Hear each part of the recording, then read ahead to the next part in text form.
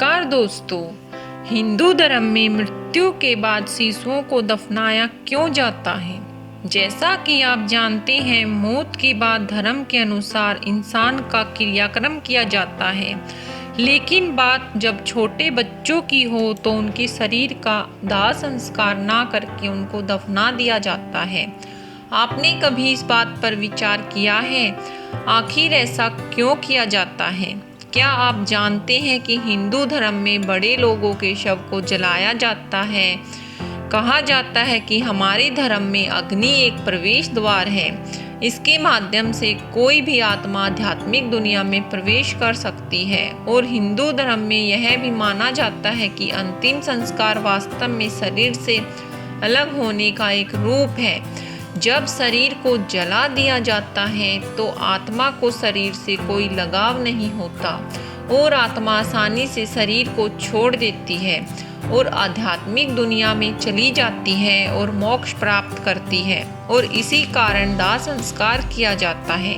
पुराणों में बताया गया है कि छोटे शिशुओं और साधु संतों को मृत्यु के बाद दफनाना चाहिए, क्योंकि साधु संत अपनी कठोर तपस्या और आध्यात्मिक प्रशिक्षण के बाद अपने शरीर की इंद्रियों को नियंत्रित कर लेते हैं और मोह माया, काम, क्रोध, लोभ आदि को नियंत्रित कर लेते हैं।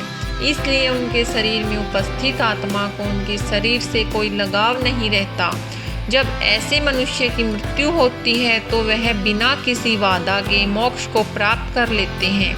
इसीलिए साधु संतों को कमल के पुष्प की भांति बैठाकर दफना दिया जाता है, और जब नवजात शिशु मर जाता है तो उसे दफनाया जाता है।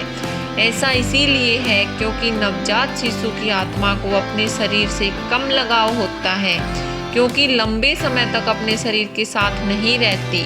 यही कारण है कि उनका अपने शरीर से कम लगाव होता है, और ना ही शिशु किसी लालच के बंधन में होते हैं। उनका अपने शरीर के साथ मोह माया जैसा लगाव नहीं होता और वे कर्मों के बंधन में नहीं बंधे होते, और वह अपने शरीर को बड़ी आसानी से छोड़ देते हैं। इसलिए इसके विपरीत जब मनुष्य बड़ा होता जाता है और मोह माया में बंध जाता है, वैसे वैसे शरीर में मौजूद आत्मा को शरीर से मोह होने लगता है, और मृत्यु के बाद वह उस शरीर में जब तक दोबारा प्रवेश करने की कोशिश करती है, जब तक मृत शरीर को जला नहीं दिया जाता।